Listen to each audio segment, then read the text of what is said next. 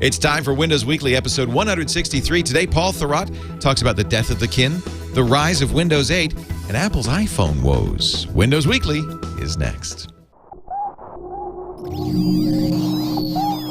Netcasts you love. From people you trust. This is TWiT.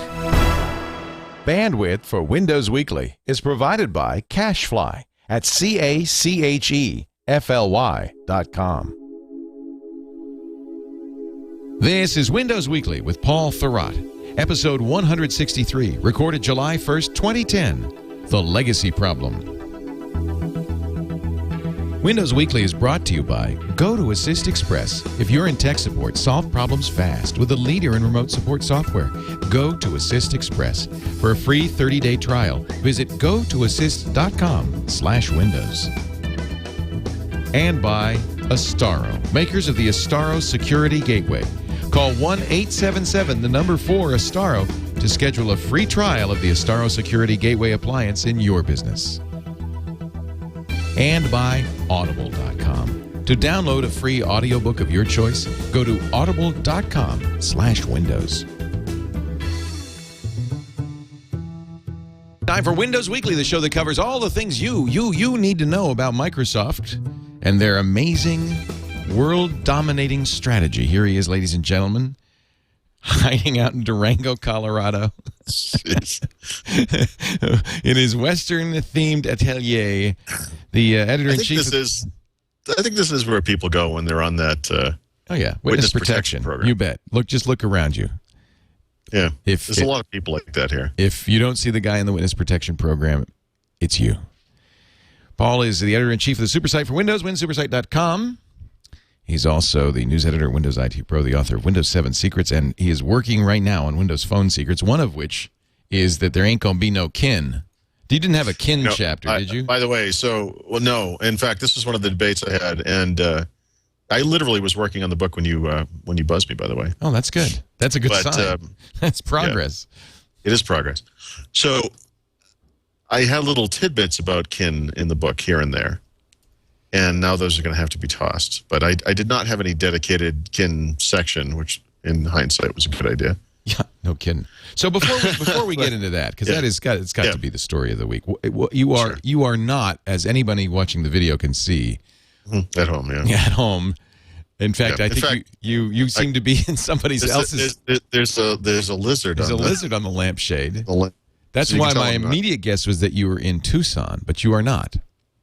No, I am in Colorado. Colorado, where all the streets are named Arapaho. Well, is that what you said? I think every town in Colorado has an Arapaho street. Really? Was that the local Indian nation? Yeah, I would imagine. Yeah, I think so. The Arapahos. I remember that from a John Wayne movie I once saw. Yeah. So, what brings you to? I think we talked last week. You drove with your dad, didn't you? Yeah, I drove. So it was 2,300 miles. We drove about 12 hours a day. Yeah, except the first day I drove by myself down to Pennsylvania, about 6 hours, and then 3 days to get here. Wow. And that was okay? How was that? It was great. It was a good time. I think that's a good thing to do. We listened to an audiobook. I think you would appreciate that. Oh, yeah? What'd you listen to? The Alan First book that we talked about last week. Excellent. Good. Yeah. Well, I'd like to get your review of that because I'm an Alan First fan. It's very good, although I'm not sure what's going to happen next time because we never finished it. And I don't know how. I'm going to have to.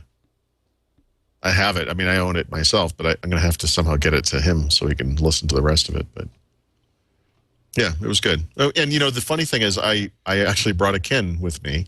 Did you? And someone has to have one, I guess. And I took some. The pictures this thing takes and the video it takes are actually very high quality. Oh, see, that's good to know. Yeah. In fact, side by side with the iPhone. The differences are astonishing. It's like looking at the difference between a camera phone and a real camera. Not the new iPhone, the old iPhone. Right. Yeah, the new iPhone actually is spectacular. Yeah, no, I'm sure it is. Yeah, that was one of the reasons I was originally hoping to get it because I was hoping I could replace my camera with it. Right. Yeah, it's good enough, I think, to do that. Now, here's a question for you. Should I get a kin? I mean, the prices are pretty. Listen, the prices have never been lower. It's a penny right now on Amazon.com. Is it really? Yeah. Well, but you have to get a service plan. That's the Kin 1. It's aptly named Kin 1 for 1 cent. But yeah, I wonder if the Kin 2 is 2 cents. But we should let's hold off on the Kin stuff, I guess, until later, because I have some things around that I want to discuss. Okay, good. No, you're in charge. This is your show. I'm just along for the ride. That's why I'm wearing Denny Terrio's shirt. And I have something about Mary hairdo going on here, too. Oh, that's nice. And I think as the show progresses, that thing will actually wrap right around, and then you'll never be able to get We have a curl. I don't know what the curl came from. It's kind of a life of its own. I don't understand. You're like the Gerber baby. I look That's like, what you look like, Well, as my head gets rounder, my face gets doughier. I think, I could be the Gerber baby. The ravages of age. Well, it's true that I will be eating strained peas any day now. Sure. Circle of life. Yeah. Circle of life. And I told my son he's going to be wiping my butt. And he didn't like that at all. Yeah. Sure. So I know what you want to talk about because I'm looking at your script. Yes. This leak came out. I saw it in Mary Jo Foley's column on ZD. Windows 8, some Italian guy had a slide deck that had all sorts of information about Windows 8 in it. Is it real? Is it genuine? Yeah. Oh, absolutely. It's not just a slide deck. There's a bunch of documentation. And I think the important thing to remember is that we're still far enough ahead in the game, if you understand the schedule, to know that a lot of this stuff might not happen. We've seen it all with Longhorn.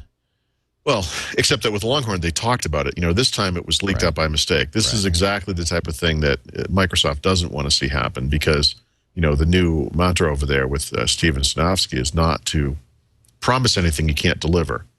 And what they wanted to do was to wait about a year from now, see what they could in fact deliver, and then announce that as part of that first, private beta that will happen.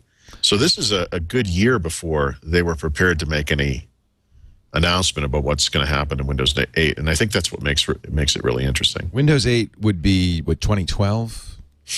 Yeah, and this is a simple math thing if you think about it, because every Windows release now will be 3 years out. So if you think about Windows 7 coming out late 2009, plus 3 years, 2012. But I think the big difference from a timing perspective is that with Windows 8, they're going to want to get that thing out before the holidays, right? That was one of the things they didn't really do effectively with Windows 7. You want that thing to ship in the summer. So I think the big difference is going to be, Windows 8 in mid-2012, right? The first beta a year before that, mid-2011, which is a year from now, So we're still a little ways out, and there was some scheduling information in those the documents that leaked, and they talked a little bit. They didn't have the dates, but they talked about the timing of when things would happen, and it lines up just like Windows 7. They'll make that first announce.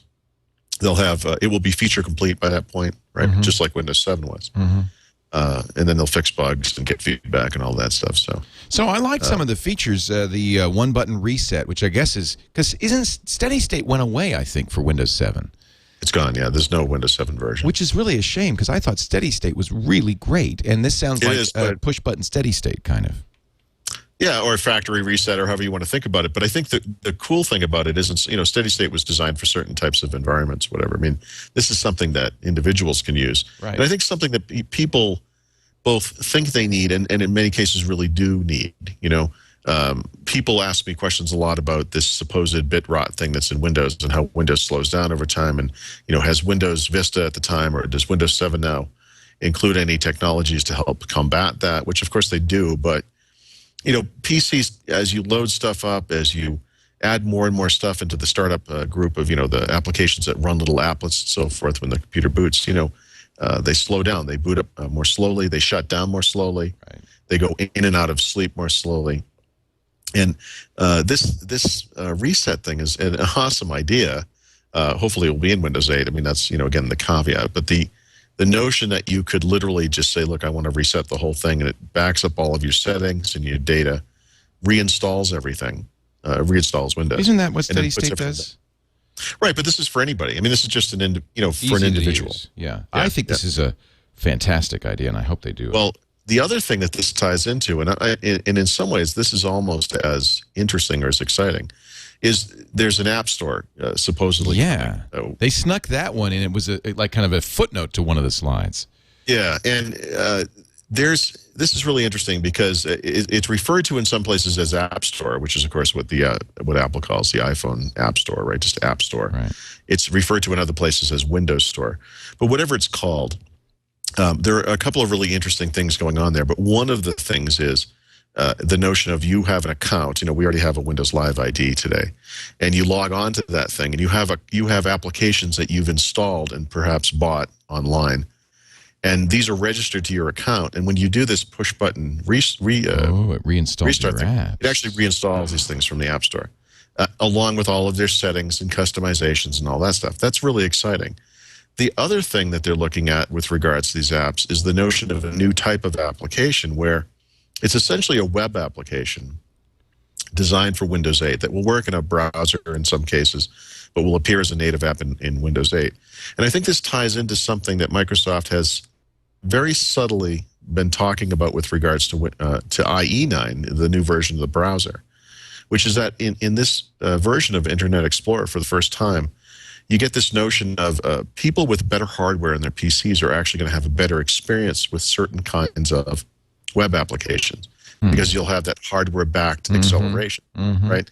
Now, that's something, if you think about the way things work in native applications, that actually has always been the case. And it's especially true of things like games, where if you have a higher-end graphics card, you can see better visuals, get a better experience or better performance, whatever, in a game.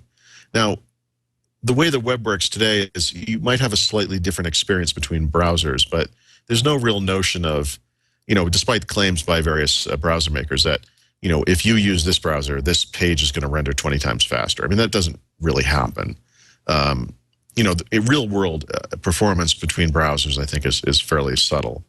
But this opens up the opportunity, and it might be a mistake, by the way, but it's an interesting change, where web applications would work like native games in that if you had better hardware, you could have a better experience.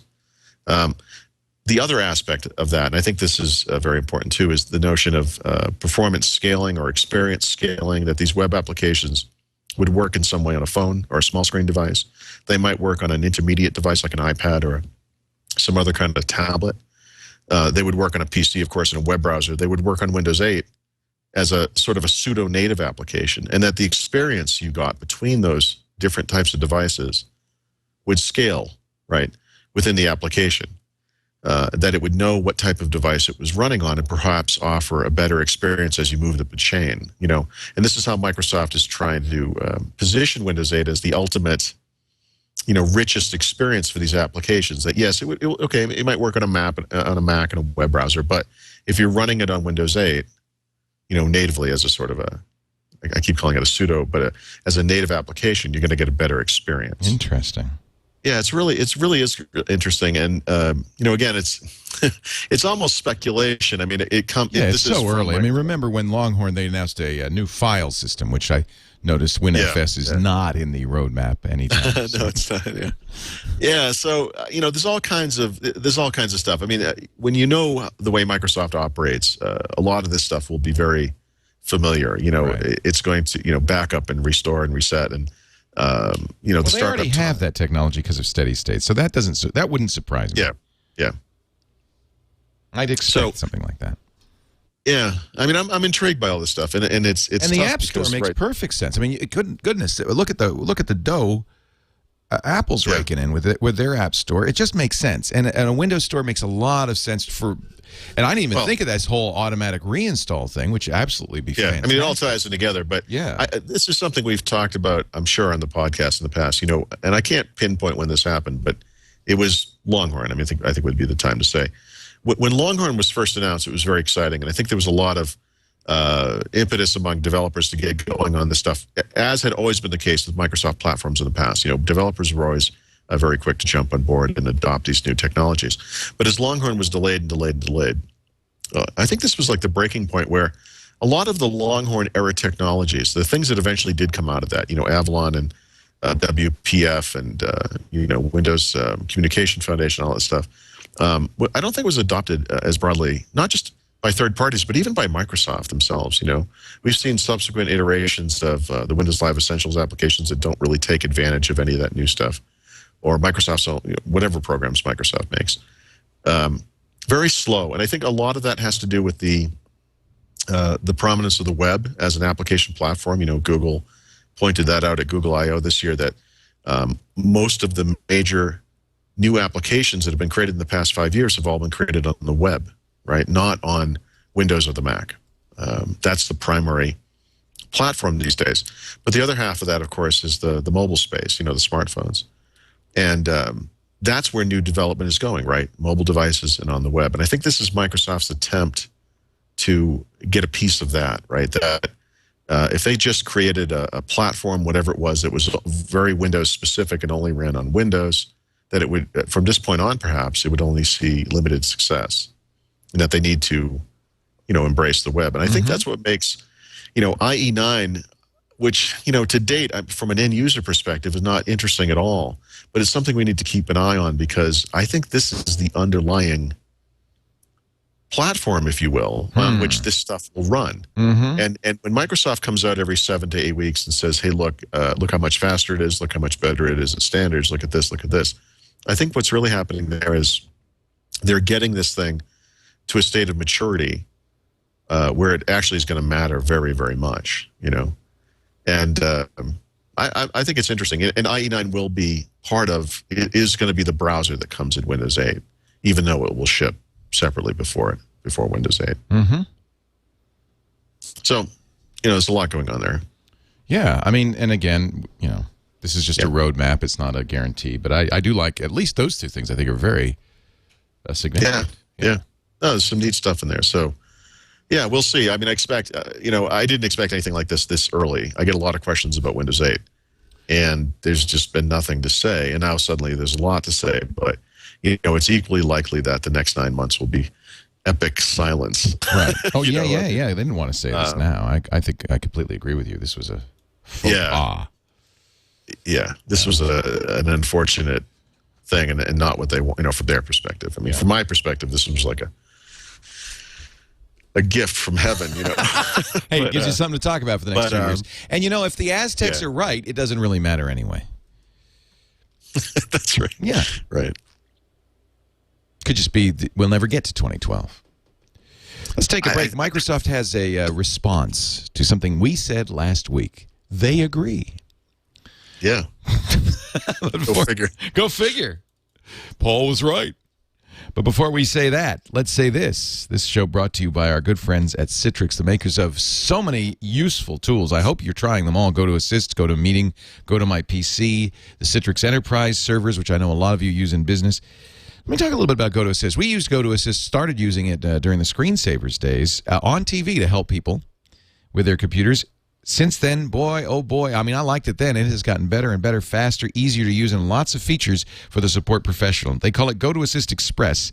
And if you are in tech support, or you have software you support, or even if you're just the tech support person for your family, you need to know about GoToAssist Express. Recently named the worldwide market leader in remote support by Frost & Sullivan.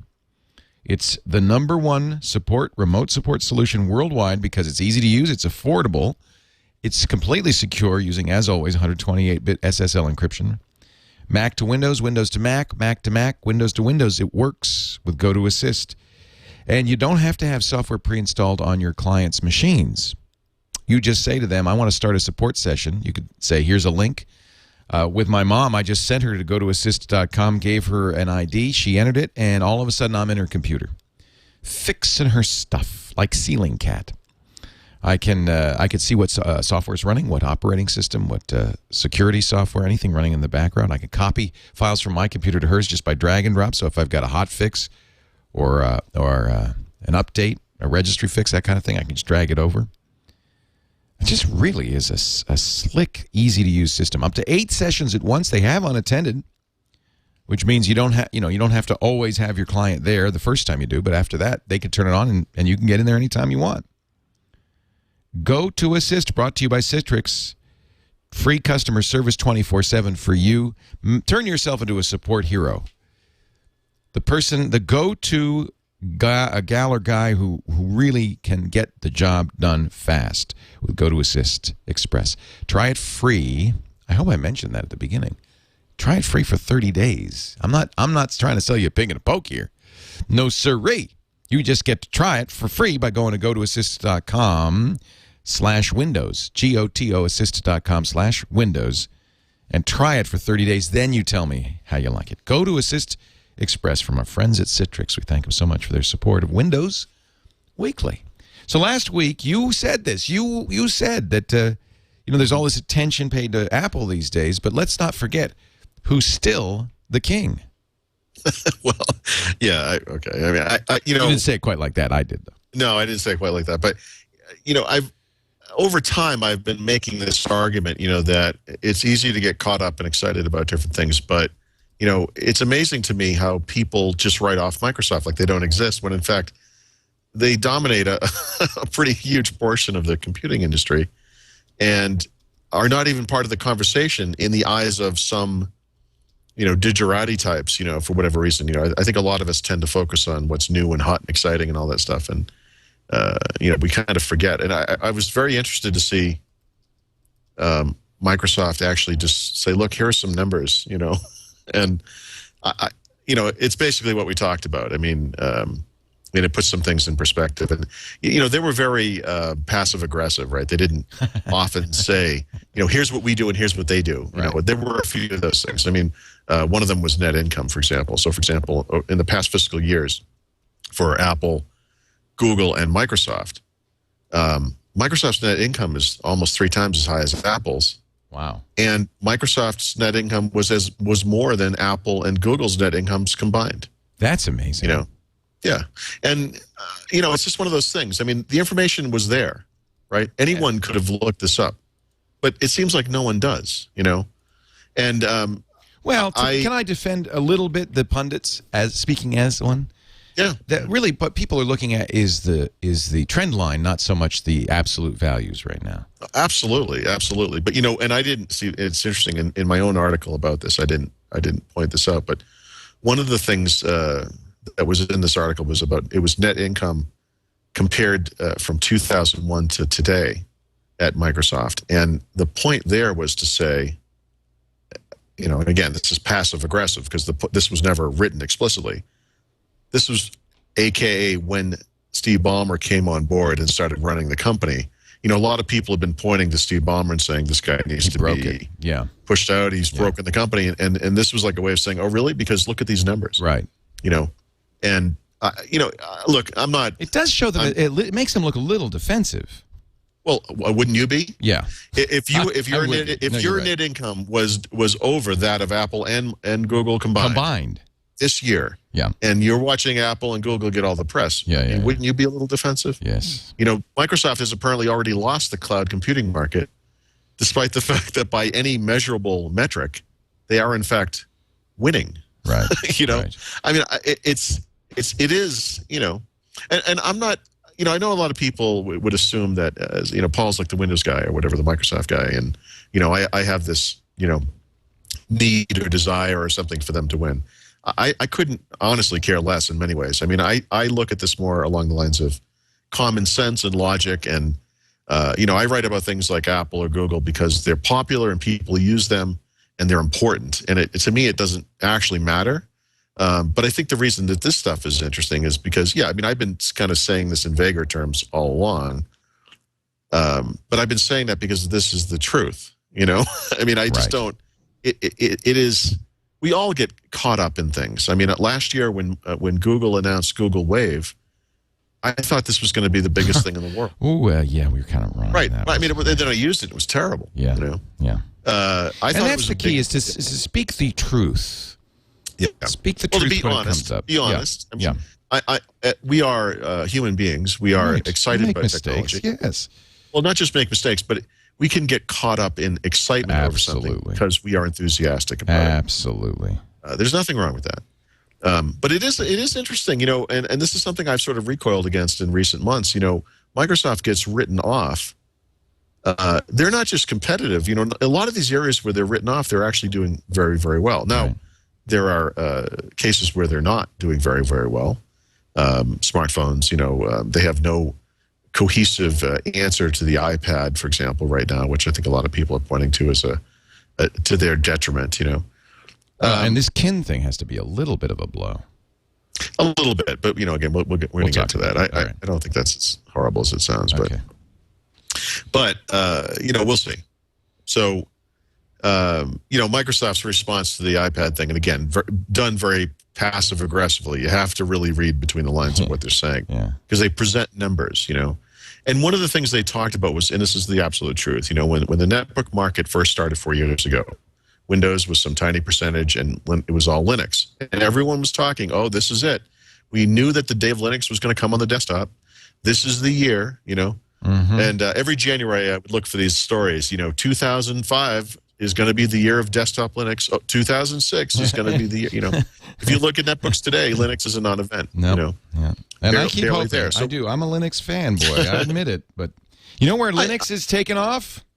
Android is really where right. And by the way, this is, I don't know if this is irony. It is irony. It is absolutely. It might be, but the fact that the two most interesting and soon to be the two most best-selling probably smartphone platforms are essentially the also-rans in the PC industry, right? Linux and Mac OS 10. It's fascinating to me. It doesn't surprise me. The same. I think this is the legacy problem.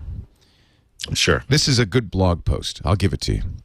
Okay. The legacy problem. Look at why, for instance, we've been hobbled a little bit by cell phone technologies in the States is because of the legacy problem. Whereas somewhere like Thailand or South Korea, they just started from scratch and boom.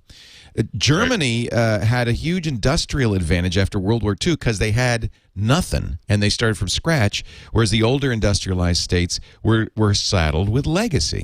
Japan as well, and Japan rode that to great success in cars and electronics, and actually killed the American markets for those types of products, essentially. Not obviously American cars. Because they had no infrastructure. They started from scratch. Yeah. So, of course, and with a good deal of cash from the Marshall Plan, but we won't go into that. But but I think you can make a pretty strong case that what holds Microsoft back is the legacy problem. Absolutely. And what keeps them from being successful in mobile platforms is that they were successful on the desktop. It is a scary thing. For an individual to do this and for a company to do this.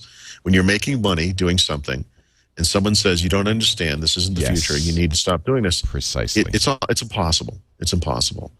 It's like quitting your well-paying job to become to do whatever it is you do, on your own and not making any money for a while with the hope that the dream is going to be real. Right. It requires a leap of faith that many people can't make. Success is in some ways fetters. I know this now as a small business person. I now see it much more clearly because you create a business on a business model, on a plan. Right. And it's very hard then to shift that. The whole business is structured around, in Microsoft's case, selling a certain number of units, a certain amount of upgrades. It's structured fundamentally at the very roots around this business model. It's very hard to shift. Look how hard Microsoft's been working to make software be rental instead of purchase. Sure. They can't one of the things we've talked about a lot on this podcast is that Microsoft's biggest success, essentially, with Windows, they've never been able to duplicate that in any other market. The video game market didn't happen. The cell phone market didn't happen that way. The digital media market didn't work that way. Every time they've tried to duplicate that success, they've never had a success like they've had with Windows. It just doesn't work that way. And unfortunately for Microsoft, I mean, the couple of times they've done things differently, those haven't worked either. The Zune didn't exactly take off, for example. There are some concerns with something like Windows Phone that just calling this thing Windows Phone might be a mistake, right? Whereas to the Microsoft mentality, why wouldn't they ride the coattails of their best brand? It's a tough call. And I don't pretend to have the answer. I mean, I don't know. I can tell you that the Windows Phone will look and work nothing like Windows. So why are they calling it a Windows Phone? I don't know, because it's a branding thing, I suppose. I mean, I think that's the answer. But we'll see. I mean, I guess the point here is simply that with regards to the iPad, for example, Apple will sell X number of million iPads this year. It will sell probably 3 times that next year, and on we go. Microsoft's contention is not being there at the beginning of that market doesn't matter because we weren't there at the beginning of the of the graphical user interface, and we dominated that. We weren't there at the beginning of the network market, and we dominated that. Microsoft doesn't always have to be first to come in from behind and kind of take it. Now, does that mean it's going to happen with regards to the iPad? Absolutely not. Who knows? I mean, anything could happen. We'll see. Yeah, same thing with the Windows Phone. I mean, that market is dominated by other players right now. Microsoft has a lot of work to do. Branding it as Windows, doing what they're doing, it doesn't guarantee success, but it doesn't guarantee failure either. And I think that's the thing that kind of rankles me a little bit about this stuff when Microsoft is just not considered, because they really do have a lot of market strength, and by the way, are making a lot of money, so they can back these initiatives, and I guess we'll see. Yeah, we'll see what happens. Yeah, that's easy. I like sure that true. they're fighting back. I mean, I like that. Yeah. It would be easy for them to play it like IBM did, which is just roll over and say we're done. Yes, and they did it for too long. With Apple, there was to the press it was unspoken. I think within Microsoft it was very much an explicit rule. They were never going to mention the name of that company. Right. They were never going to say the word Mac. Right. And they just ignored the company for a long time, and or tried to. That just doesn't work that way. You can't. It's just Microsoft is at their best when they're being aggressive, and they're only aggressive when they're getting their sick by someone else. And and thank God for the Apples and Googles and whatevers of the world, because otherwise, we've seen what Microsoft does when they don't have to compete. They do nothing. So this is good for everybody. I find this meta stuff fascinating, and it's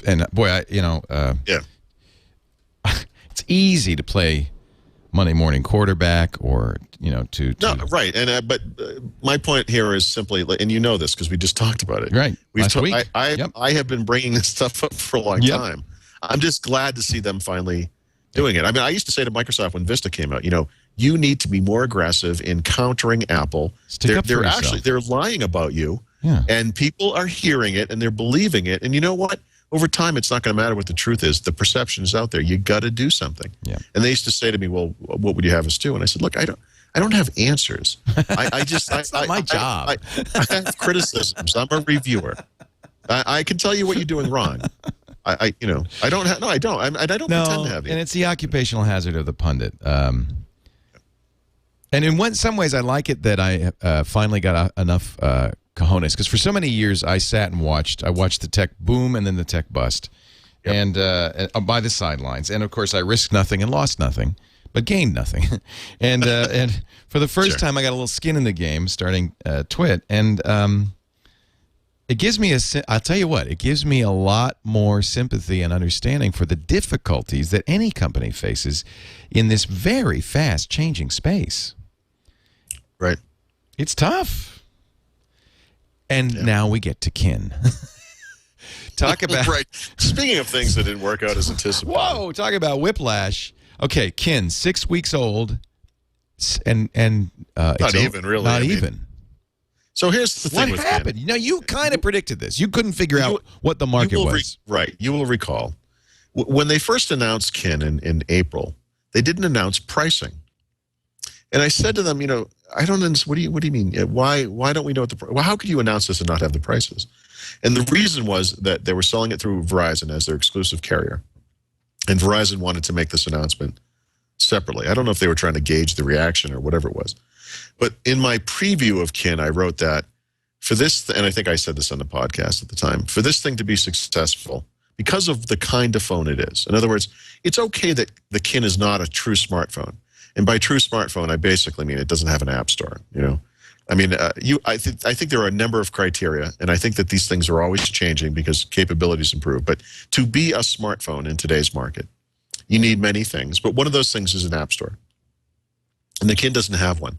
So the thing sits somewhere between a feature phone and a smartphone, or perhaps is simply a feature phone. It's not a smartphone. So you can't price this thing like a smartphone. And so I said, if you look at the average price of a smartphone plan, data, text, voice, talking about after fees and taxes, about $80 a month. That's pretty much where we're at to start, and it goes up from there.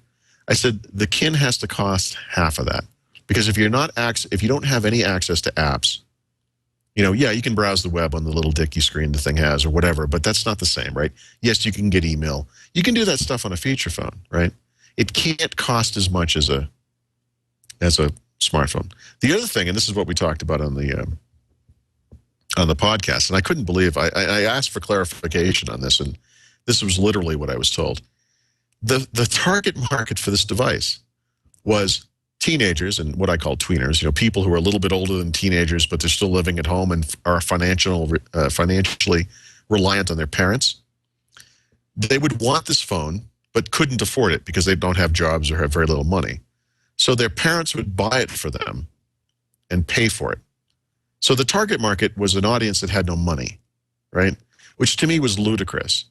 But again, but those people are out there. Let's face it. I mean, that market does exist. But why would you spend $80 a month on a phone for your kid that lacked the capabilities of a true smartphone? Why would you do that? The whole thing just never made sense to me. And Verizon, I mean, right before this thing got canceled, there was a story about Verizon was lowering the price of this thing. They lowered the upfront cost of it, which was nothing anyway. That $100 or $200 you would spend to acquire the device is not the cost of it. What's $80 times 24? That's plus the $200. I mean, that's the cost of the device. If you're going to spend that much money on a phone, I mean, get an iPhone. I mean, what do you? I mean, obviously. So. And by the way, that's what all these tweeners want. I mean, there's just no question that they want an iPhone. Right. Well, and if they're going to, it's pretty clear based on the dates when the designs of these phones leaked, they clearly intended to ship this thing a lot further back than they did. God, it must break their heart. I mean, how much did they spend on this phone? Millions and millions and millions. It must kill them. Now, so the good news part of this is I always felt like the kin was a distraction from the main Windows Phone stuff. I thought it was odd that they would ship something that was sort of a Windows Phone before Windows Phone. I think that Microsoft has too many mobile device products or mobile platforms, right? They have all these crazy Windows CE derivatives, embedded versions of traditional Windows, and it's ridiculous. There were too many of these things to begin with. And when you look at this thing, you think, well, why couldn't this have just been Windows Phone? Right. It's coming out in 6 months. I mean, it just seemed like a waste of time. So now the good news is this. For all of the silliness around the kin, technically speaking, with one major and glaring exception, it was actually a decent device. I think that there's some interesting stuff going on there that needs to make its way to Windows Phone. And the key among those is this Kin Studio thing, right? Which is the online service. It's sort of like Microsoft has something now for existing Windows mobile phones called My Phone, which is very pared back, but similar in concept. The idea being that you have an online service where everything on the phone is backed up. So if you lose the phone or it gets stolen, you don't lose anything because it's all up in the cloud. But the beauty of Kin Studio, aside from just the graphical niceness of it, is that it would automatically upload over the air all of the content on your phone. So as you took pictures, they would head up to the cloud. And what it meant was that your phone could never really fill up because it would make space by taking out older content, but it would always be up there so you could get to it. This is like the Sidekick did this. Yeah, and the space was infinite. Yeah. In the sense that there was no, 2 or 5 gig limit or whatever it was. You could just fill it, until you didn't have the phone anymore. You just keep going. The Kin Studio works very, very, very well, and it's a neat looking thing. If you go to look at it in a web browser, it's actually really nice, and it's something that needs to be in Windows Phone. The other aspect of it is it's on Verizon, right? And Verizon, they price the phone wrong, but they have an awesome network, and that was one of the other things I noticed driving across this country. Aside from the East Coast, there are vast stretches of this country where my iPhone either had an Edge icon on it or no service. Yeah. And it was astonishing how much of the they're doing construction here. I don't know if you can hear the bang. Yeah, no big deal. Go right ahead. It sounds like someone's trying to break in. It does. It sounds a little bit like there's somebody unhappy outside. Maybe a kin owner. Fortunately, they're few and they're weekly. It's a condo unit that they're renovating or something. Don't worry about it. So, but Verizon worked the whole time, you know. Oh, interesting. Yeah. And it almost, in fact, I called my wife a couple of times. The first time she was confused about what the call was because I could never get out on the phone, on the iPhone. And then I finally said, I get this Kin thing. I mean, and it worked every single time, you know. And the Kin when I called was a better the first time I called her, phone. yeah, she said it is a better phone. Wow. And because of the network, I would imagine. She If said they to me would, when I I called, would buy it. I mean, at a penny, I would buy it, but I still don't want to pay the $80 a month. So maybe Right. the smart thing would be for Verizon to say, hey, we'll do you a $40 plan. Then it's a good phone. My daughter would want this. Be a good phone, and it's something that could last for a couple of years. Yeah. Yeah. I wish they would do that. It's a nice little Zune device, for whatever that's worth.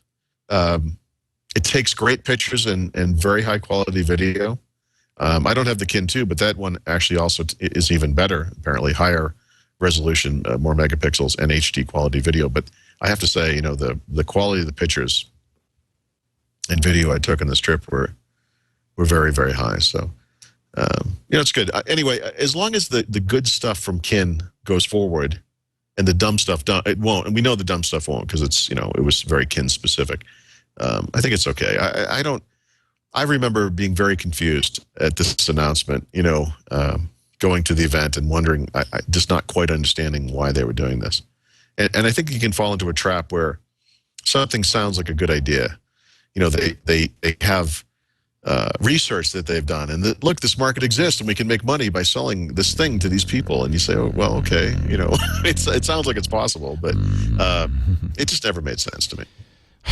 This is a good example of where Microsoft has too many divisions fighting one another, because this clearly wasn't the Windows Phone division. This is the Kin division. And if it had been the Windows Phone division, they would say, well, let's just wait and we'll do it all in November. Yep. And they wouldn't have this egg on their face. Now, I got to say, I think there is a long-term penalty to doing this. When you kill a phone in 6 weeks. Well, except for one thing. You're talking about the doom cloud over Microsoft and maybe over Windows Phone. You right? got to think people are saying, I mean, look, this is making headlines. People see the iPhone 4 comes out 3 days later. Microsoft kills the Kin. You got to think that somebody's looking at Windows. Adding it together. Well, except for one thing. To the world at large, no one had any idea that the Kin was from Microsoft or had anything with Windows Phone. They got to hope so. They got to hope so, because otherwise... Well, if you go look at the advertising, go look at the way this thing is presented, no one, I think, ever equated this with, Microsoft. I mean, it's just a... it was never the Microsoft Kin phone. It was just the Kin phone. Yeah, they very clearly were going after a unique brand. It was something that was just its own thing. And they never bought... Did they buy TV ads, or was it just that crazy web ad campaign that they did? No, there were TV ads. Yeah. They spent a lot of money advertising this thing. Oh, man. So you don't think there's a long-term negative? I don't think so. I mean, you know what? Their stuff is so far in the toilet anyway. Who cares? This is just like a How could courtesy it get any worse? Yeah. Because now, does the little... I'm thinking for Abby. Abby does not want a smartphone. This is interesting. She has an iPhone, right? And she's going to college. She says, Dad, I don't want a smartphone. I want a dumb phone. I just want to be able to make phone calls and text. Would the Kin 1 would be good for that? It would be, but you know what? Again, when you're spending that much per month, it would be irresponsible to do that. If it was cheaper, I would say, yeah, it is a good phone. It really is. The web browser is actually pretty decent. They need to cut the service cost in half. Exactly, in half. The social networking stuff is good. Although, by the way, that was the thing I alluded to earlier.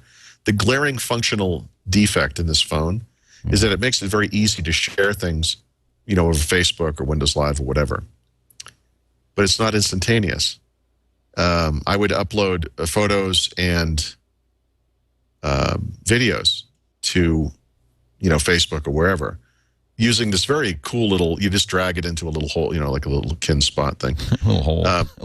It's a little hole. You actually drag stuff into the hole. Speaking of toilets.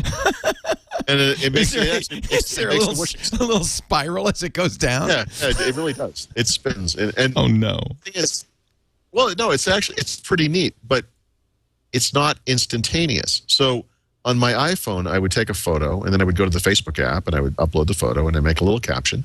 and I would click post, and assuming I was in one of the 13 straight miles of actual network connectivity, and this was an unbelievable frustration on the iPhone, but assuming I had connectivity, that thing would upload, and then it would be on Facebook right then. With the Kin, even though it had network connectivity, these things don't happen instantaneous. They happen like every 15 minutes or something. And it was a little odd. I mean, when you want to be constantly connected with your friends or whatever, which I think these people would, the target market, Right. 15 minutes later is not cutting it. You need, you want it to happen then. And honestly, I think an iPhone would be a better deal for your daughter. She doesn't have to use any of the other stuff. I mean, you can take it all off. Isn't that funny? I said that. I said, well, just don't use the. Yeah. Well, with the caveat. Is there a chance that Verizon will give it a cut rate data plan? Yeah, I mean, anything's possible. I wish they would. In fact, they could just do it along the lines of like a tiered, a tiered pricing plan. Yeah. Boy, it just, it's got to be a little embarrassing to have to kill it so fast. Why would you even kill it? I know. Why bother, right? I mean, just, why announce that you're killing it? Just keep selling it. Pretend it's selling. I think the problem was they had announced previously that they were going to ship it in Europe, and that was going to have to happen in time for, I think it was September. I see. And if September kind of came, someone was going to say something at some point, right? Like, whatever happened to that phone? Well, Vodafone would have, people might have, the 3 people in Europe who wanted a Kin might have bothered Vodafone, and I think eventually someone would have said, "Oh, we're not getting that now." Right. I mean, I guess you have to kind of announce it. Yes. It's funny. It's unlikely that this announcement will do anything to stem the sales of the device because they were already, in the dumpster. But it can't be true. But Gizmodo said 500 units. That's silly. That can't possibly be true. No, they gave out more than that just to reviewers. I mean, so Trucky's saying there's a $40 plan for Kin for 450 minutes, but do you have to buy a data plan or can you not? Yeah, no, you have to buy a data plan. Yeah. See, that's what gets you. Yeah. Yeah, if you could get this thing for $40 a month, all told, I mean, text, voice, Everything. data. Yeah. Absolutely. Yeah. Yes, now, they do sell it without a contract. Let's see. I mean, it's a CDMA phone, so it's useless. And it's $199.99 if you don't get a contract. Yeah, so what you're getting is a 4 or 8 gigabyte Zune. I mean, but it does have the Zune pass and all that. And how much RAM did it have? How much memory did it have? It's 4 or 8, I think. I think it's not huge. But I guess with the Zune pass, that's fine. I bet you she'd like this. Yeah, it's not bad. It really is a nice little phone. I mean, and I think that's the thing that surprised people. When you get your hands on it, it's like, this is actually nice. It's nice. It's not, it's not like they made this hunk of junk and we can all laugh. Oh, the Kin, Microsoft. This is actually a nice little phone. I mean, I think positioned correctly and priced correctly, there's no reason this thing couldn't have gone on for years. You could make the argument that that Verizon killed it in some ways by overpricing it. Maybe it's still a penny. Wow. It's overpriced even at a penny, Leo. I'm just saying, at the right price point, this would be okay. The penny is not it. The penny is not it. That's the problem. Okay, therein lies the difficulty. Yes. You need to pay me to buy this phone. Hey, good news for Internet Explorer. I guess, although, this is another one of those things, and this falls into that category of, conventional wisdom and how people. I was looking at these market share stats.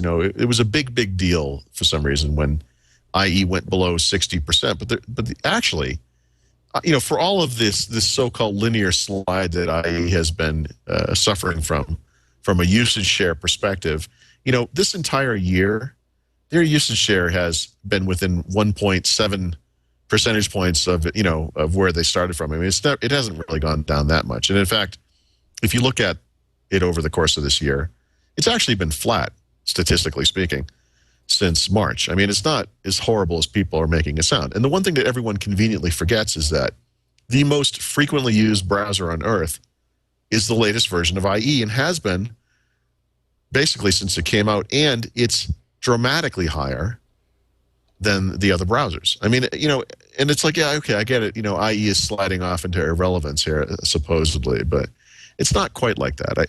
But again, I think the story here for me isn't, IE comeback. I mean, we're talking about less than 1 percentage point of gain, right? It did grow faster than all of the other browsers. It grew faster than Chrome, grew faster than Safari. Firefox actually lost over half of a percentage point or whatever.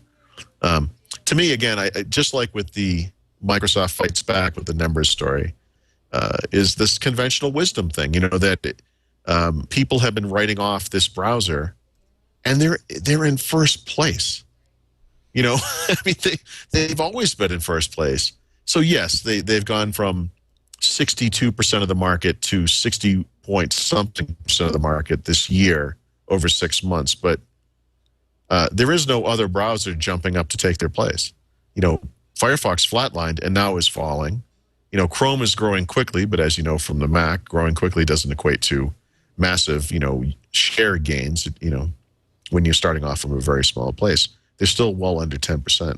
So, again, it's like perception versus reality. To me, that's the actual story to this. And it doesn't, and it's kind of meaningless, to be honest. I mean, it's not. Yeah. Yeah. Well, I was actually not dumbstruck, but I was struck by, almost how excited Microsoft's announcement about this was. Like they had made some huge jump. I mean, but right. I think given the news, it's like relentless every month. IE falls again. IE falls again. IE falls again. Except that they're still at 60%. I mean, it's not as dramatic as many have made it sound. Although, to be fair, I've certainly written my share of IE falls again stories. I mean, when it's a slow Tuesday, what are you going to do? But it's just, to me, again, I think the big story here is just, perception versus reality. Well, it looks like I'm just ordering a phone for Abby right now, and it's $40. What is? The Kin. Really? For the data plan? For everything? For everything. You can get everything for unlimited text. Yep. Data. Unlimited data? Well, I mean, let me see. I don't know. Yeah, it looks like it. The basically all I was able to spend was $40 per month. Per month.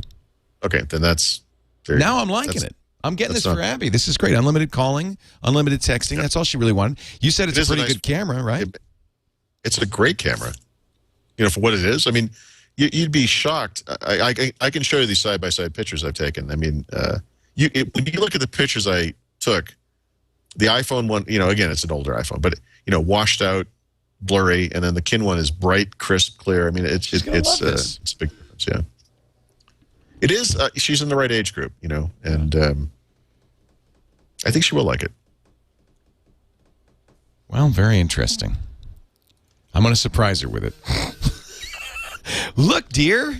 Look at the hot new phone. It's not a Microsoft. I think that she should start a Kin enthusiast website, and then you should do a podcast just about the Kin. I bet we get 500 listeners right off the bat. The problem would be having anything to talk about. Now, they're saying in the chat room that she would be mocked. I don't think she'd be mocked. No, the one thing I've noticed, and I think we need to be honest about this too again. No. I mean, no. Again, like I said, most people who see this thing are intrigued by it. It's actually high quality and nice looking, Most people out there in the world don't have high-end smartphones. They have crappy old phones. Exactly. I see people texting and taking pictures and browsing the web and playing stupid little games on phones I've never even heard of that are not smartphones, This is absolutely a step up from that. All right. Definitely. Okay. She's going to be so happy when I give her new Kin. Which, you got the one? The one, right? Not the two. That's the one I prefer. The Pebble. The little one. Yeah, because she can slip it in her pocket, in her purse. Yep. I think she's going to like this. I do too. Yeah.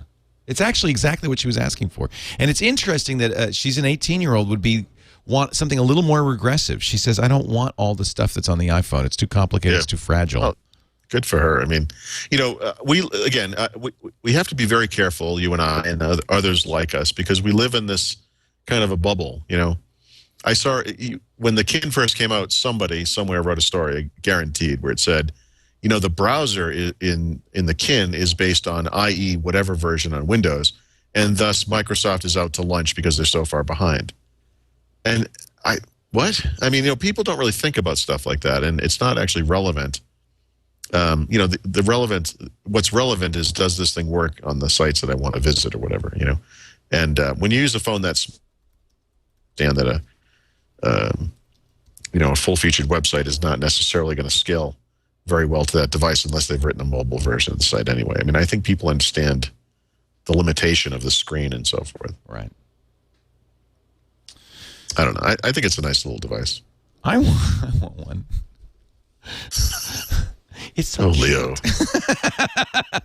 Hey, one thing I don't want to... It's the hair. It's the hair. You know what? It goes with my 80s disco shirt and the hair. You're going to get a Kin tattoo. I want... Oh, yeah. There you go. Like the Zune guy? Yeah. There you go. I'd be the only one. We all want to be just like that guy. I don't have a tattoo. It's time for me to get a tat to go with my 80s look. Yep. Kin. Here's a fun one. I downloaded, so we're doing Mac Break Weekly on Tuesday, and it's, big news just comes out. Hulu Plus announced. You can get it now. I downloaded it on my iPad. All excited. You can't use it. Yeah. You can get the app. So apparently, I don't recall this, but I guess this is how Hulu itself launched. It was an invitation-only deal. And, I've had a Hulu account, not that means anything, for some amount of time, but I don't have access to Hulu Plus. But I do like the idea of this $10 a month thing. And we've talked about this. Why doesn't Apple do this? Why doesn't Zune have this? This is if my kids were out of the house, I would not have cable TV. There's so much content available online, either through things like the Netflix service, which is fantastic and actually getting better all the time, or there's Hulu stuff. And I think YouTube is going to go in this direction. Of course, Google's got Google TV coming and so forth. I mean, there's so much stuff, I think this is a good deal. But again, logic be damned. I mean, $10 a month to me seems like a good deal. But then again, Rhapsody and Zune Pass and so forth. You know who the real competition is? Pirate Bay. Well, don't you think? From a sheer, maybe. I mean, I think the problem with that pirated shows, wherever you get them from, is that it's not convenient. Yeah. Being able to click a button and have the thing display is great. I think the advantage of Hulu over Netflix, because they are actually kind of different things, is that the Hulu service is going to give you access to these shows as they occur. Yeah, which is a neat thing. Yeah, they should have launched it before Lost ended and 24 ended, because those are the things that drove it, right? Yeah, I mean, I know people must buy season passes for TV shows on iTunes, which is very expensive. $20, $30 for a season. $10 a month for any number of TV shows, whatever they are, new and old, to me seems like a much better deal. Because, TV's not like music, right? You don't watch it again and again and again, usually. There are some movies that are worth watching multiple times, but, I mean, maybe 3% or something, 5%, maybe some very small percentage. I mean, how many TV shows do you watch again and again? Well, my daughter watches the same shows. Kids are different than grown-ups. She's 8. My experience that grown-ups have 1 or 2 TV shows they watch a week. But right? You don't Office watch them or Lost or whatever. Right. And you never watch them again. You watch them once. Absolutely not. Years later, you might. But years later... Yeah, once you've forgotten. Once you're so old that you forgot what happened on Seinfeld 38 years ago. Yeah. Right, one of the few benefits of aging. Exactly. That everything is new again. So I think that a subscription service for TV makes a lot of sense because, I think people would tend to... Everybody wants this. Take advantage of it. Everybody wants... What they want, I'll tell you what they want. They want a la carte. They don't want to buy, and this is, of course, what the networks and the cable companies don't want. They love bundles because they have a lot of crap and some good stuff. It's the same reason the record labels never wanted to unbundle albums. There was one good song, and you bought a $13 CD for one song. And they realized as soon as you could buy individual songs, they're screwed. Well, you got to think the networks are thinking the same thing. It's so dumb how they think. I mean, you sell two things. You sell singles and you sell albums. Actually, you probably, if you're smart, you sell more than those two things. You also sell concert tickets and so forth. But to look at 50% of your market and say, this thing is killing this other thing is the wrong way to look at it. You should be happy that this thing exists. You should also be asking why the other thing, the album, doesn't have more good songs on it, and whether you're, hiring the right bands or signing the right bands or whatever. Well, the truth is, it's very hard to make a great TV show or a great song. And most of the time, probably 8 out of 10 times you fail. So the networks, the movie companies, and the record industry live on the hits, and they swallow the cost of the flops. It makes it much more palatable for them if they can sell you the flops. And of course, people have changed. We don't buy it anymore. We want individual. Once you start to taste the freedom of downloading a show, just the show, it's over for the networks. They're not going to be able to sell something about Larry or whatever it is. Well, there's the other thing that's interesting about this to me is that there's nothing worse than watching a show like Lost week to week, right? Because it's always a cliffhanger. You got to know what happens next. And when that show first came out, my wife and I didn't watch it on TV. We watched it on DVD, so you could watch them all back to back, and it was fantastic. These streaming services offer the same sort of thing. We're watching Heroes, for example, over Netflix. When you can get Heroes on Netflix, not for free. I mean, you're paying for Netflix, but you get other things. It's essentially a subscription service. The notion of walking into a store and buying a DVD set of season 1 of Heroes, or going to iTunes and paying the $20 or $30 or whatever that would cost on iTunes is ludicrous. It makes the other way of doing it so dumb that it just doesn't make sense anymore. Right. And I understand that, this is just like the Microsoft thing. It's like you have to be able to walk away from the way you're making money now and to take that risk. But I think once people experience this, they're not going to want to do it the other way. The notion of sitting in front of the TV at 8 p.m. on Thursday, because that's when the TV shows start. It's so old-fashioned. It's cute, but it's old-fashioned. So old-fashioned. And I know there's some people who can't get over that, but you're going to die. You're going to die eventually. Sorry. Here's the problem. I mean, there's live events. Although, did you see that Moby TV sold millions of copies thanks to this? And I bought one of them to me thanks to the soccer. I wanted to watch the World Cup, and I watched it on my iPhone because of Moby TV. Nice. A lot of people bought it. So sports, I guess you could do some sort of streaming thing. Sports is always a big deal, but there's also new ways to do sports, right? One of the aggravating, if you follow sports at all, one of the aggravating things for me is we have for the Celtics and for the Red Sox excellent local announcers, but when the Celtics are on national TV, or the Red Sox, or they're in the playoffs, and you get these and they're on other stations, so you have other announcers, you get confronted by these terrible announcers. Or if you watch football, I mean, most of the announcers in football are terrible, regardless of what network we're talking about. I think the future of that stuff is going to be, yes, you'll always need some kind of again, it could be a subscription service, and they already have those, of course. But it's going to be the ability to see a game and watch and choose the announcers you listen to, or the different angles you'll be able to see, not just have it be dictated by the network.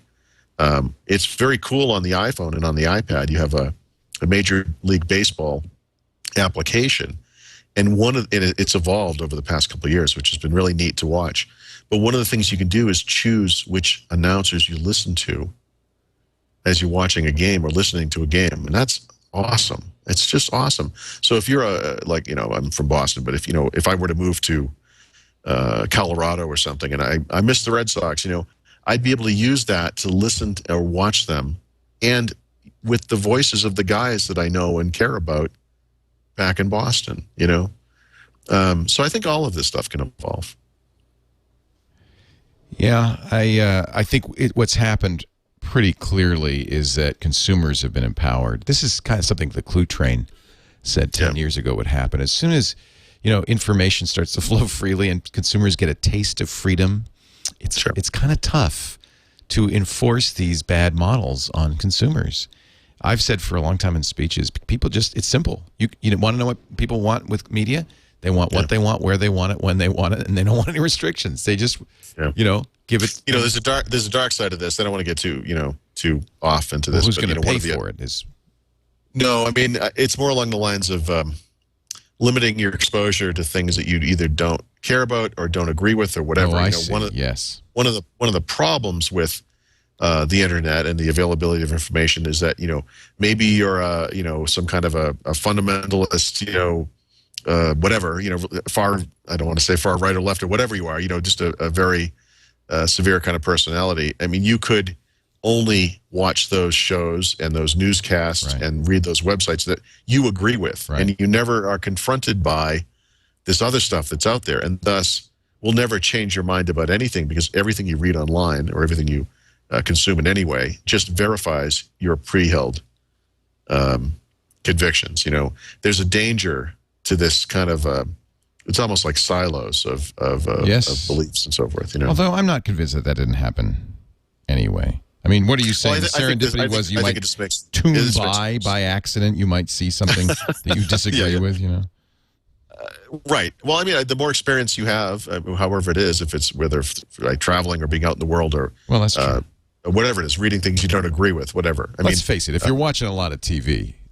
You're not. Yeah. Well, but that's why it's a problem. I mean, if you're not actively seeking to better yourself, I mean, again, it just kind of, comes in and it's the perception thing. You just listen to whatever is in front of you. Smart people will always do what I do, which is I subscribe to Twitter feeds of people I disagree with politically, strongly. Sure. I try to expose myself to the other points of view. I read blogs that I disagree with. Hey, I do a Windows podcast. What more do you want? I have, unfortunately, my father, who I came up with, is a great guy and all that, but I mean, he's very different political beliefs than I have and so forth. And one of the things that was funny but sad in a way was, he sends out all these kind of crazy, political things. I'm not going to get into which side he's on or whatever, but he sent out an Onion video to my wife, to his daughters, to other people. He didn't understand it was a joke. Oh, dear. Right? Because his views in some ways are so radical that he actually thought it was real. He's a smart guy. That's bad. But, yeah, it's a little tragic. You got to be careful, I have high hopes for the younger generation. I think that they are...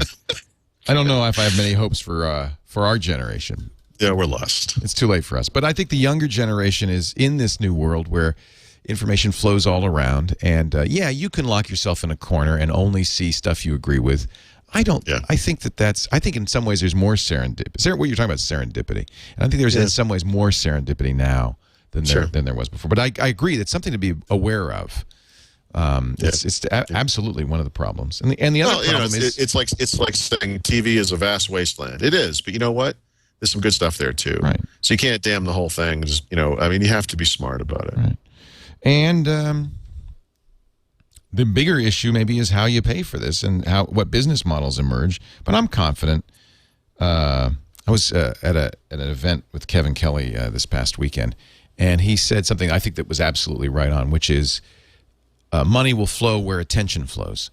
So if people are paying attention to something, if they're consuming something, there will be a way to monetize it. There just will be. That's just how it works. And ultimately, people understand that if they don't pay for something, they're not going to get it in the long run. You have to support what you like. I think people get that. I want to talk about the iPhone in just a bit. You may hear some surprising words come out of my mouth in a moment, but first... Okay. Hopefully it's not, screw you, Thurrott. No, it will not. But first, I want to talk a little bit about our good friends at Astaro, our first sponsor on the TWiT network and still with us after all these years. And we're happy about that. They obviously love TWiT, and we love Astaro. Astaro makes a unified threat management device, a UTM.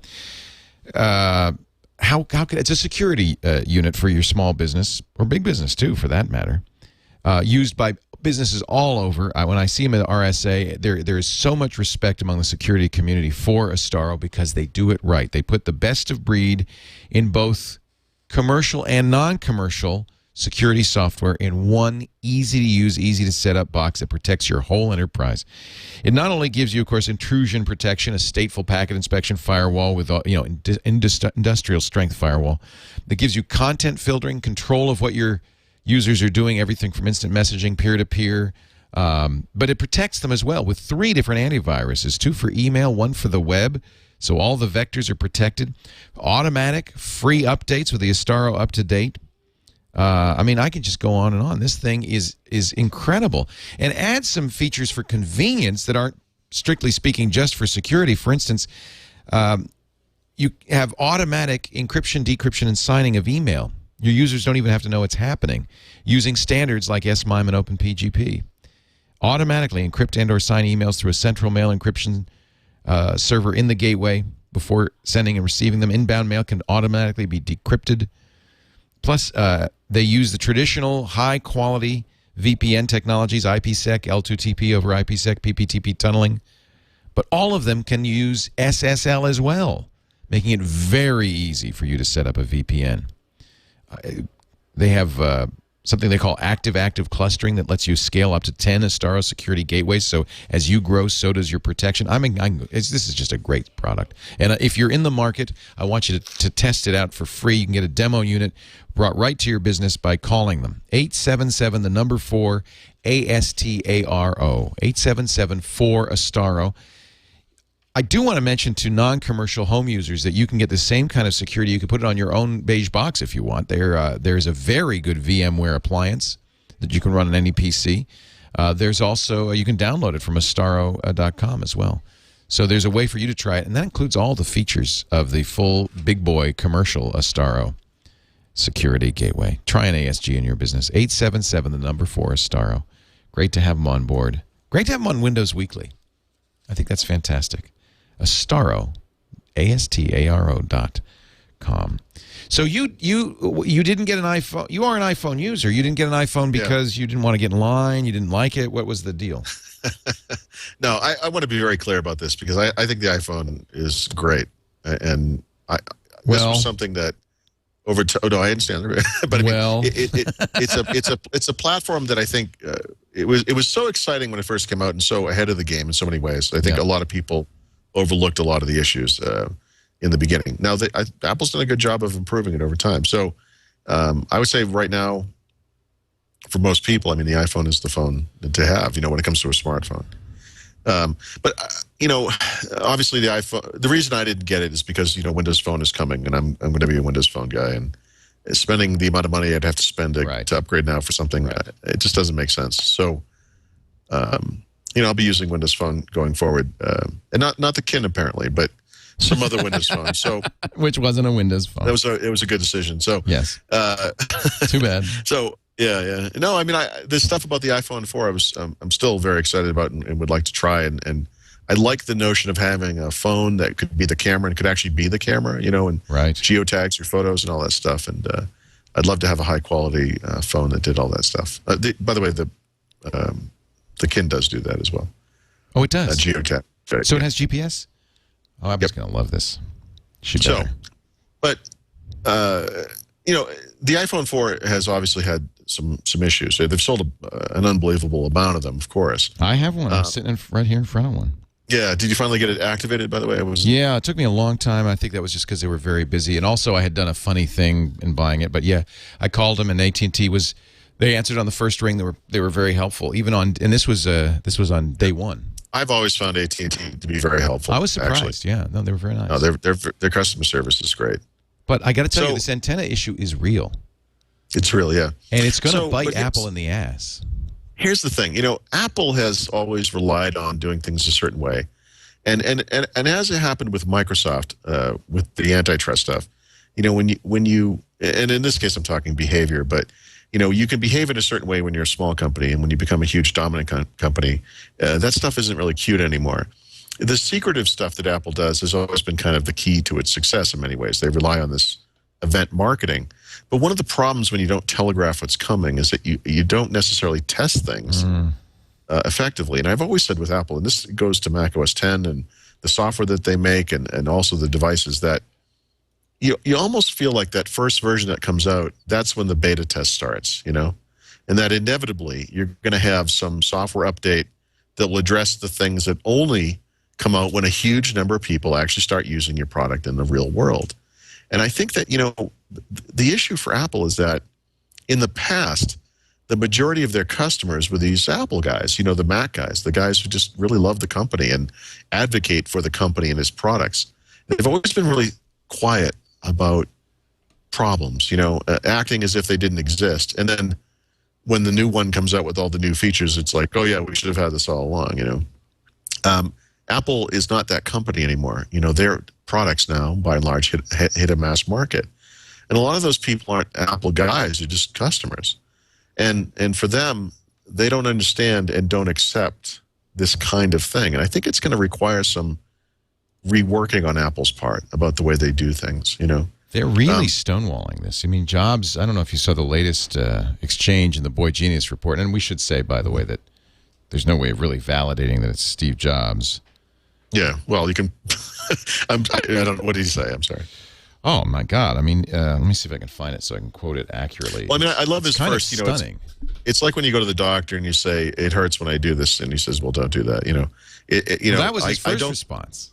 Yeah, his first response was, I can't get any reception when I hold it this way, was don't hold it that way.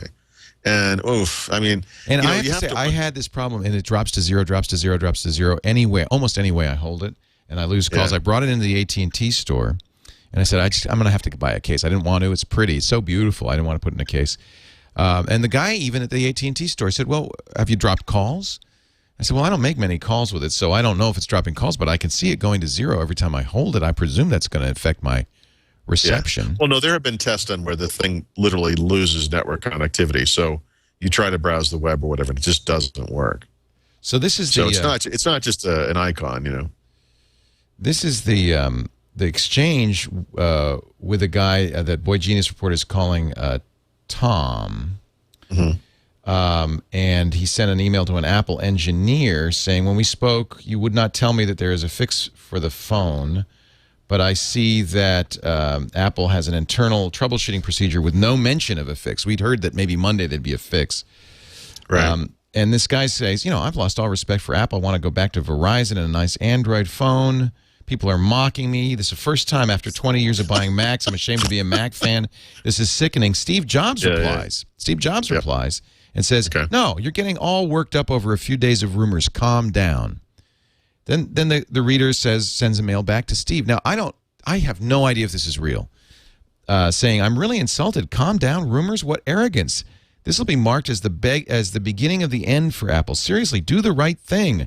I just had dinner with 3 people who had iPhone 4s. We all can't make calls without dropping. This isn't a rumor. This is reality. Steve stays in the conversation. Steve responds, you're most likely in an area with very low signal strength. And it goes on. The guy screams. Steve says, you're working from bad data. Not your fault. Stay tuned. We're working on it. And then finally, without even an email, Steve just sends one more last thing saying, retire, relax, enjoy your family. It's just a phone, not worth it. Interesting. I think there is a tone deafness at this point from Apple on this thing. Well, but again, what's funny, we just talked about this with regards to Microsoft. They've been so successful doing things a certain way. When you get pushback, you just don't know how to handle it. It seems like for Apple, it's like we develop in secrecy. Jonathan Ive designs it, and then he makes one of those pukey videos where he waxes. The reason I made the phone like this is because I want form to follow. It's not so much that I designed it; it designed itself for me. It came to me in a flash. And they just kind of repeat this thing, and everyone sort of swallows it, and they love them for it, and everyone gives them a standing ovation. But I think that, you're not creating things for the couple of million people. You're creating things for a very large mass audience now, and they expect things to be a little different. I mean, I think there's a happy middle ground between, the feisty little Apple and, the huge, staid, boring Microsoft. I mean, I think there can be, you have to evolve one way or the other. But I don't think this is the downfall of Apple. I would point out that, I had dinner with 4 guys who all had iPhone 4s. You could end the story right at that sentence. They all had iPhone 4s. Well, yeah, and I have one. I'm sitting in front of one. I'm carrying it around. Whatever. I mean, they're selling millions of these things. So, We'll see. We'll see. I think there could be, if they don't respond to this adequately, I think there could be some problems. I don't think it's not the end of Apple, but I mean, between the antenna issues, the yellowing on the screen, most of the people who bought these things so far are existing customers. Yeah. There were a lot of existing customers, so it's not like that's a small number. So it was fine, almost three-quarters of them, which is interesting. Yeah. I think there's a lot of people. Well, first of all, we know Android, according to Google, is installing 5 million new phones a month. So that's a lot. And I think some people are waiting for Windows Mobile. I think there's still a lot of BlackBerry users out there. The market is much more fragmented than Apple would like at this point. And there's competition, which is a great thing. I think this is, speaking to the fact that the near-term future of this market is a number of players, some number. We don't know where it's going to fall out. But, Apple doesn't have to dominate this market to be successful. They're not in first place now, and they're phenomenally successful. So whether or not Android passes them, whether, RIM holds their own or whatever it is, I mean, it doesn't almost matter in a way. I mean, they have an incredible platform.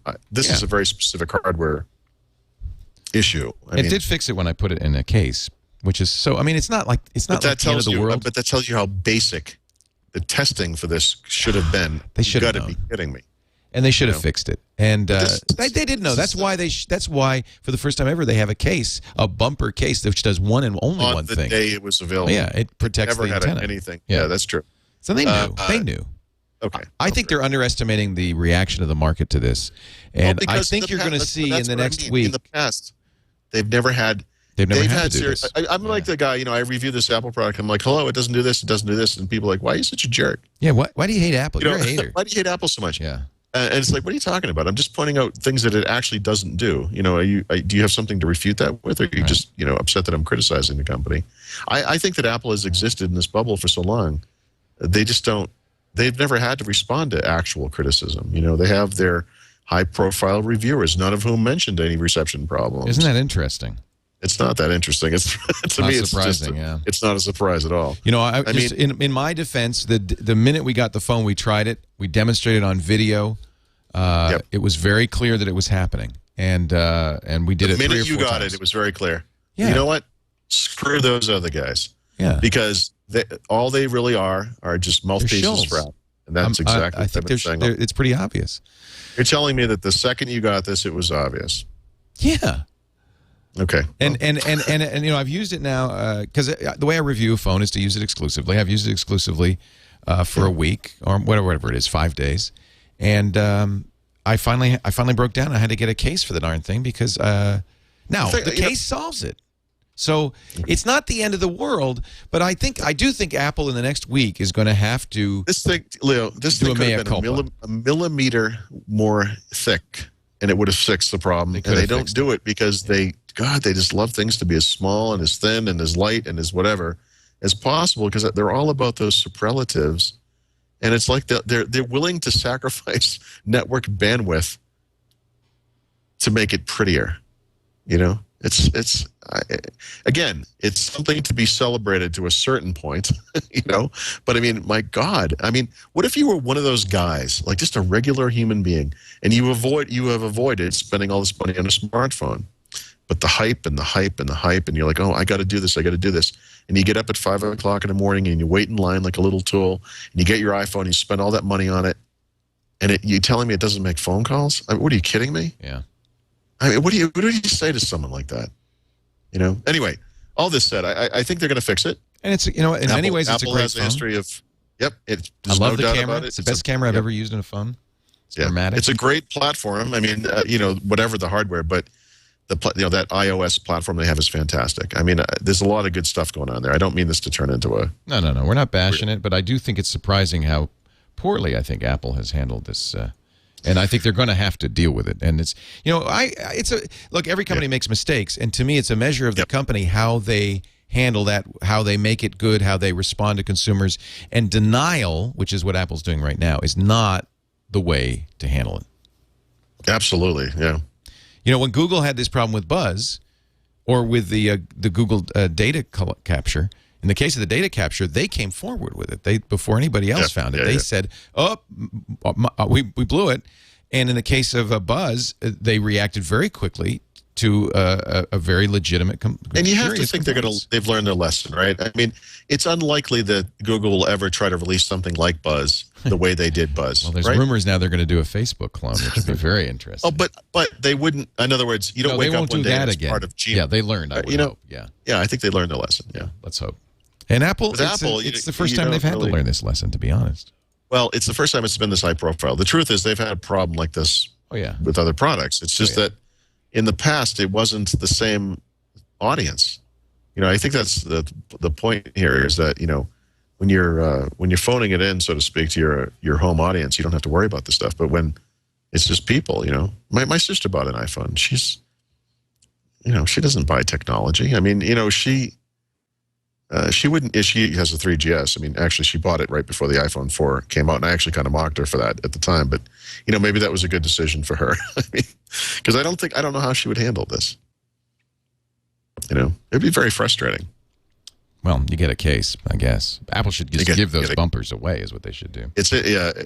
I think the reason they don't want to do that is that that's a concession mission of guilt, and then you become the Toyota. Right.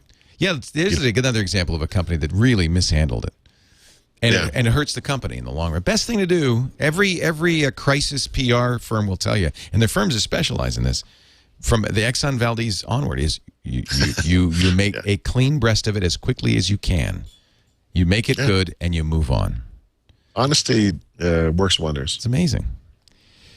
Let's get to our Windows 7 feature of the week. Paul's been highlighting features in Windows 7 that you might have heard about or may have read about or Paul probably talked about but had forgotten about. In this case, troubleshooting. I'm so uninterested in talking about this right now.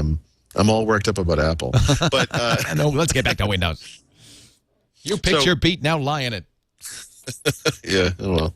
So, Microsoft has included this new troubleshooting infrastructure in Windows 7.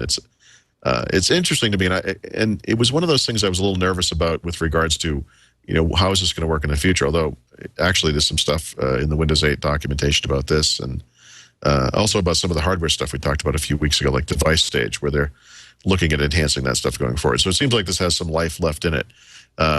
But the troubleshooting infrastructure is really just a way for people in a very plain English way to find help for the problems that are very typical in Windows. And it's funny, I actually use this tool, I don't want to say on a regular basis, but I would say about 1/3 of the time we record this podcast, somehow in the middle of recording it, AeroGlass shuts off and I go back to Aero Basic. It has something to do with Skype. It's Skype that does that. Well, some applications will do that. I mean, I know that. Yeah, and I think Skype, for me anyway, Skype is the one that does it. I don't have any other applications where that happens. But with Skype, I run Skype and you're kind of rolling the dice, Now, the problem with that is if the troubleshooting infrastructure didn't exist, I would have to go through some bizarre steps to get AeroGlass back on because to the system at that time, AeroGlass is not a possibility. It makes some switch where it just thinks it's not available, so I guess I could reboot the computer or whatever. But using the troubleshooting infrastructure, you can actually run one of the troubleshooters. And as it turns out, one of the number one troubleshooters, one of the ones they list on that first page is display Aero desktop effects, which is what turns the glass on. And if you run this, it will actually run through your system and look at it.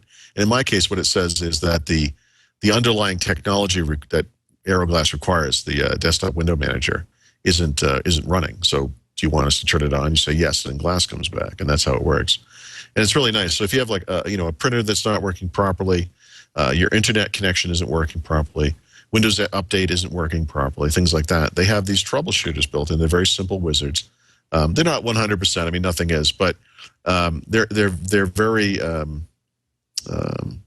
good at what they do, and they can be updated online. So one of the options in the troubleshooter is that you can get these things updated.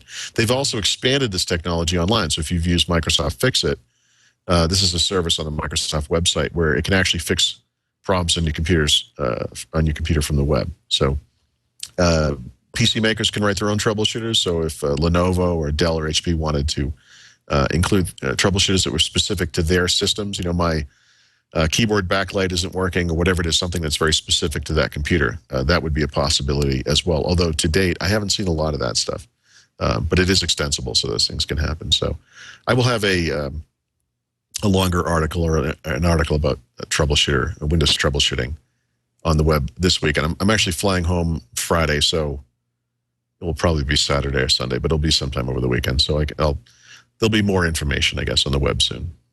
More information to come. And now, our Windows 7 tip of the week. So I sort of promised myself that I would not talk about this TechNet thing ever again, but I still get a lot of email about the TechNet subscription stuff.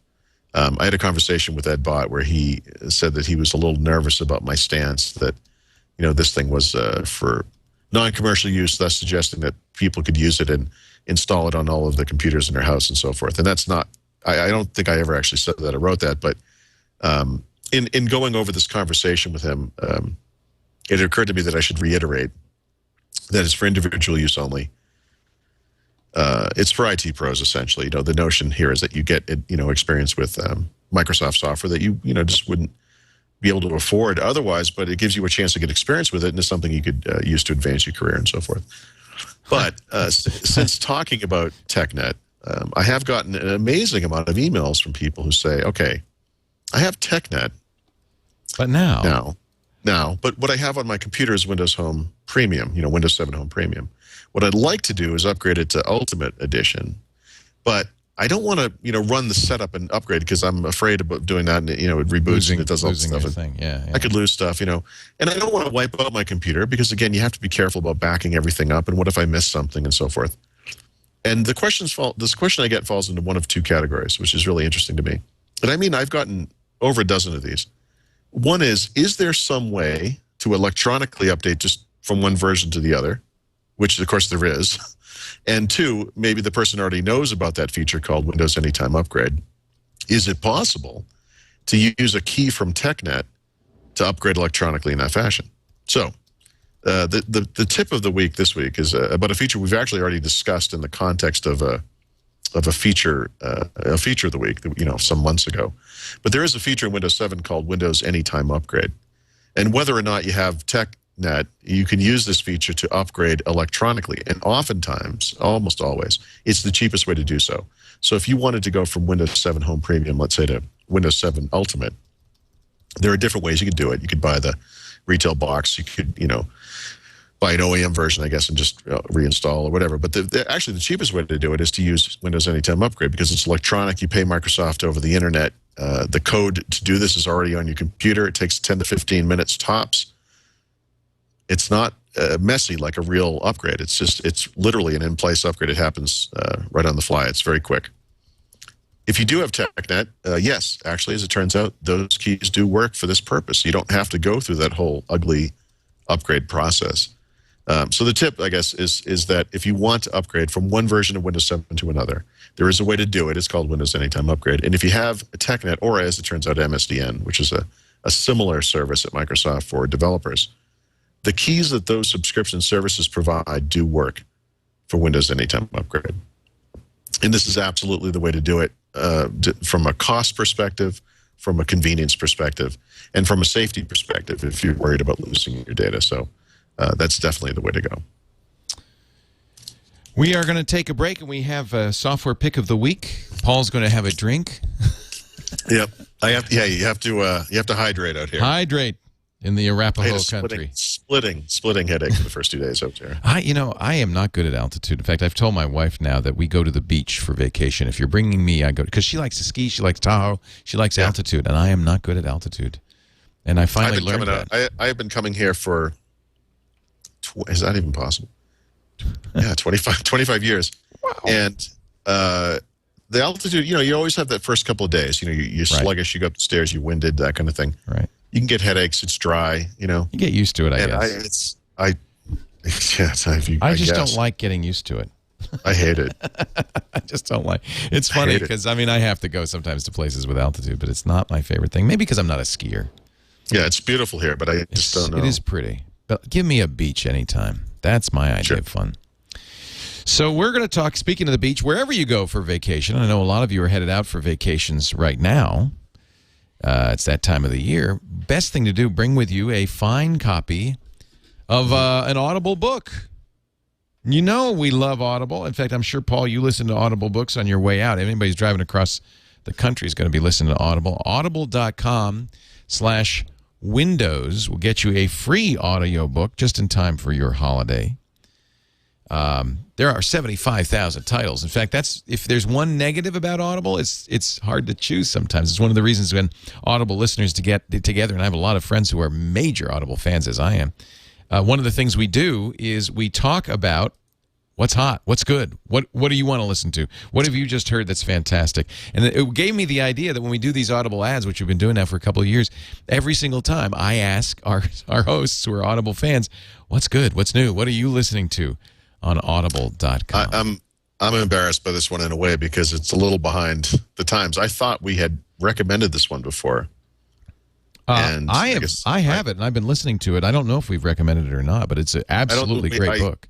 I mean, I keep track of this, and I looked, and I didn't see it. So it's about unless time. I missed it. I could have sworn. I'm just surprised we haven't. So, we're both very much into politics, and when I was a kid, I read the Making of a President series, Teddy White's kind of very famous series of books on how elections happened.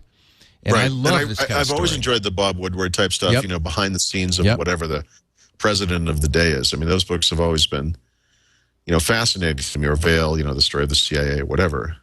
Love that stuff. But yeah, so this is the story. This is Game Change, right? Yep. And this is the story of the 2008 now, right? I can't believe it was that long ago.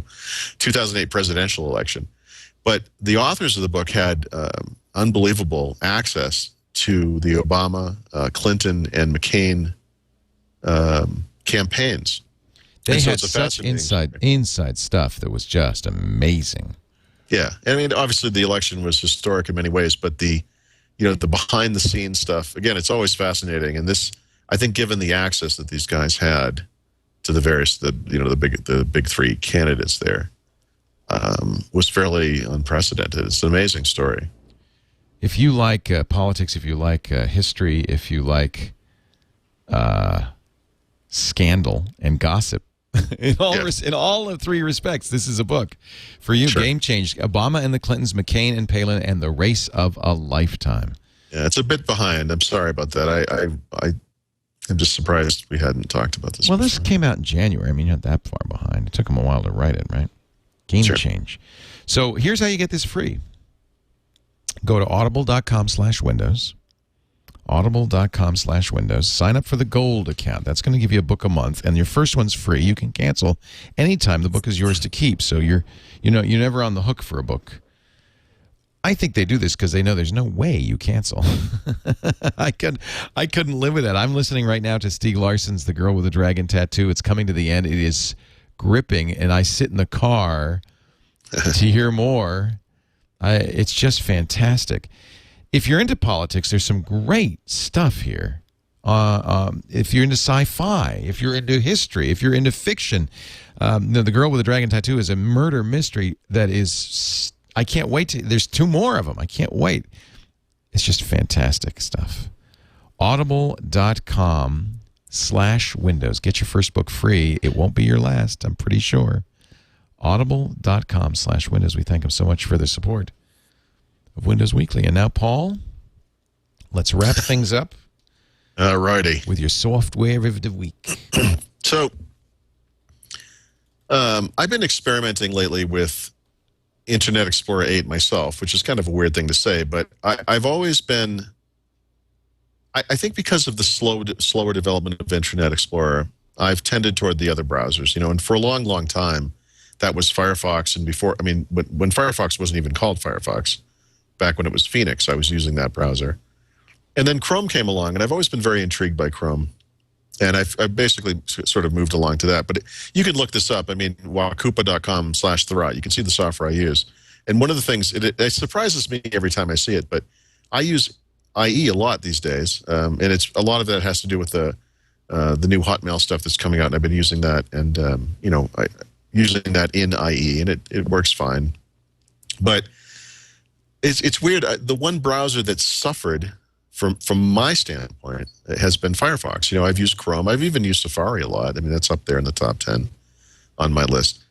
And And Firefox just kind of fell by the wayside, But they're working on a Firefox 4 release that's going to come out at the end of the year, and you can actually download a preview version of it now through their nightly build download site. And it's codenamed Minefield. I think they always use Minefield for the codename for the next version of Firefox, if I'm not mistaken. Is that true? That's just to remind you that it's not going to be perfect. It is a Minefield, yeah. But I think the thing that's intriguing about this to me is that dating back to the previous version of Firefox, they made some big promises about how this thing was going to look, and it was going to be very, at the time, Vista-specific, lots of glass and very pretty and Vista-esque and all that. And then they delivered this thing that was really ugly and just looked horrible. And as they were building up to Firefox 4, they started talking about the design again, and they came up with these mock-ups that were absolutely gorgeous. If they could, if they would ever just do this thing, it would be the best-looking browser, I think, on Windows. Well, they're actually doing it. So if you download one of these nightly builds, you can see this thing and use it, and it's a gorgeous browser, and it's there's some things in it I can't quite figure out. I can't get Flash to work. I mean, it says it installs, but then it doesn't work or whatever. But it's clean, and it's a lot like Chrome in some ways. The tabs can be at the top. It's a lot of glass. There's a toolbar without any menu bar and all that stuff. But it just has a really nice design, and it looks exactly like that mock-up that I got so excited about months ago. It's definitely worth checking out. You can you can run it side by side with your other browsers or whatever. But so it has the UI now, because for a while I think it didn't have the yeah. It just had the old UI at first, but starting I don't know, within the past week, it has picked up that new UI. I stopped using Firefox. I use Chrome exclusively now. I just love it so much. And right, and again, it's not that there's anything wrong with Firefox. I can't point to the browser and say, well, I don't use it because of this. It's not that.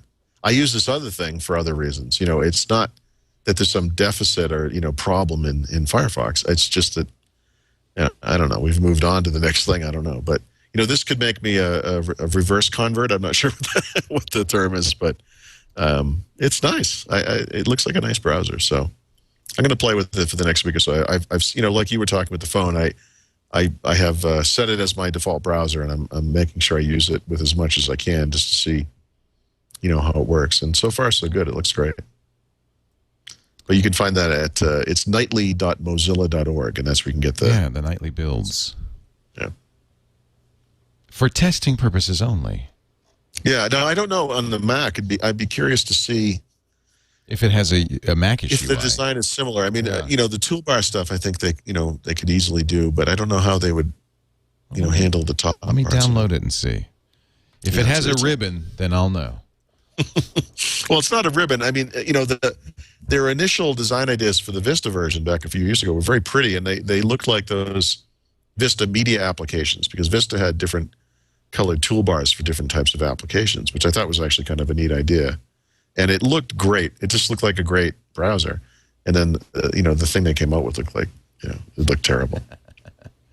I'm opening up the Mac version right now. And while I do that, let me say a thank you to Paul Thurrott. Paul is the editor-in-chief of the incredible, very useful site, SuperSite for Windows, winsupersite.com. He is on. Well, thank you, sir. I love the icon of my Minefield. Is it a bomb on? It is on a bomb, Windows as well. Yeah. Okay. Well, at least they're telling you. Well, they're being honest. They're being honest. It's a minefield. Let me open it up and see what it looks like. He's also the news editor for Windows IT Pro, and his book Windows 7 Secrets is on shelves now. Windows Phone Secrets is coming soon. It doesn't look anything particular. It just is looks like. Yeah, so it just adopts the Windows style, it looks like. So they have the toolbar. Yeah. Yeah, that's too bad. Yeah. So there's, for whatever reason, on Windows, it picks up the glass and all that. And it just looks really nice. Yeah, this just looks like Mozilla. Nothing special. Okay. Well, that's too bad. On the Mac. Try it on Windows. I think, for whatever reason, I think the UI they had for the previous version looked okay on the Mac. But on it's Windows, skinnable, right? So, I mean, you're not stuck with anything. Yeah. No, it's not just, but it's the Chrome aspect of it. It's the, the outside borders of the windows and the glass that they use. I think it's nicely done. Right. Thank you, Paul Thurrott. Enjoy Durango. Will you be back in town next week? Yeah, I'm flying home tomorrow. So. Right. Oh, you're not going to drive home, though? No, I think I've done enough driving for a little while. I'm going to stick away from the car.